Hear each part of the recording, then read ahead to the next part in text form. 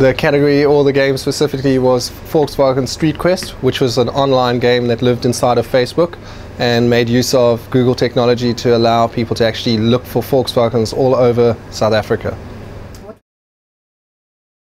The objective was to try and find as many VWs inside that game, but it was to prove that because of German engineering, that Volkswagens were still on South Africans' roads even 61 years later. Fantastic response. We had over 400,000 odd cars found and thousands of players playing, and guys were even writing that they were playing the game when they weren't playing the game. When they were driving their cars in real life, they were still mentally tagging cars. Basically proving that Volkswagen is very much ingrained within the culture of South Africa, because there's so many of them. And essentially the game was we developed literally to prove that Volkswagen is very much part of the fabric of it's like a fabric of South African society.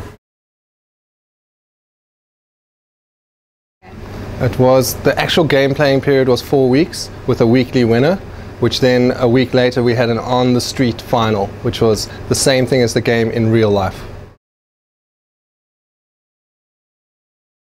Yes. Yes, that's correct. Absolutely. No outsourcing. Yeah, everything is outsourcing. And we create and ideate all inside our studio, as well as we draw on the resources of Ogilvy Cape Town in general. So we can do everything in one building, which is great.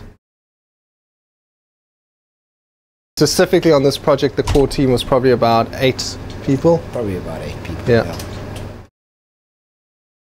A long time. A long time.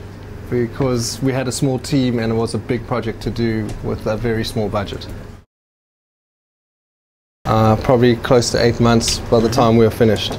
Certainly the sort of creation time was definitely not 8 months, no. But just the whole process of literally sort of selling it into the client and that whole sort of, scenario from journey end to end was 8 months. Was about 8 months.